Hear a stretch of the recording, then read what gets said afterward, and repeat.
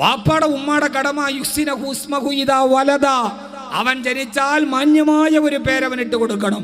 രണ്ടാമത്തെ കടമ വയുഅല്ലിമഹു ഇദാ അകല, അവന് പ്രായപൂർത്തിയായാൽ ദീൻ പഠിപ്പിച്ചു കൊടുക്കണം. മൂന്നാമത്തെ കടമ വയുസഫിജഹു ഇദാ അദ്റക, വിവാഹ പ്രായമെത്തിയാൽ ഒരു കല്യാണം കഴിച്ചു കൊടുക്കണം. തീർന്നു, നിന്റെ കടമ തീർന്നു. ഇനി അവനെ ഏൽപ്പിച്ചിട്ടുണ്ട്, അവനെ ഒരവളെയും ഏൽപ്പിച്ചിട്ടുണ്ട്. അവർ തക്വയോടെ ദീനോടെ ജീവിക്കുന്നു എന്ന് നീ നോക്കിയാൽ മതി. ഞാൻ കയ്യും കാലും കച്ചും കാലും വളർത്തി ഉത്തരവാദിപ്പ്. ഇപ്പൊ അവനെ കൊണ്ട് നടക്കണു, പറ്റില്ല. അവനെ കൊണ്ട് നടക്കാനാണ് അവളെ നമ്മൾ എന്ത് ചെയ്തത്?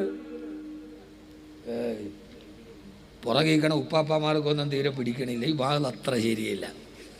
അതിനാണ് അവളെ നമ്മൾ ഏൽപ്പിച്ചത്, അതിനാണ് അവളെ അവനേൽപ്പിച്ചത്.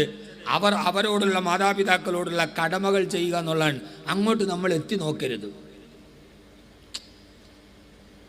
രാവിലെ മുതൽ വൈകുന്നേരം വരെ ജോലിയുടെ ടെൻഷനൊക്കെ കഴിഞ്ഞ് വരുമ്പോൾ ഈ ഭാര്യയും ഭർത്താവും കൂടെ എല്ലാം കഴിഞ്ഞിട്ട് വീടിൻ്റെ ഫ്രണ്ടിൽ ഒരു ഗാർഡൻ ഉണ്ടാവും.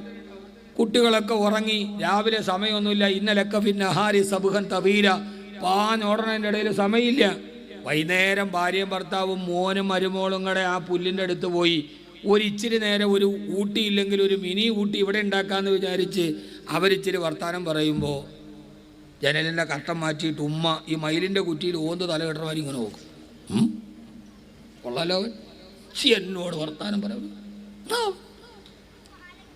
പരസ്പരം അംഗീകരിച്ചു കൊടുക്കുന്നതിലൂടെ, അതോടൊപ്പം തന്നെ ഭാര്യ ഭർത്താവിനോട് പറയണം, ഉമ്മാനോട് നിങ്ങൾ അതേപോലെ സംസാരിക്കാൻ സമയം കണ്ടെത്തണം. ഇങ്ങനെ പരസ്പരം, മരുമോൾ ഉമ്മയെ, ഉമ്മ മരുമോളെ, ഇവരെ പരസ്പരം അംഗീകരിക്കുകയും ബഹുമാനിക്കുകയും ചെയ്യുമ്പോഴാണ് നമ്മുടെ ഇടയിൽ സമാധാനത്തിൻ്റെ വീടുകൾ ഉണ്ടാവുക. ഇതെല്ലാം നമുക്കറിയാം.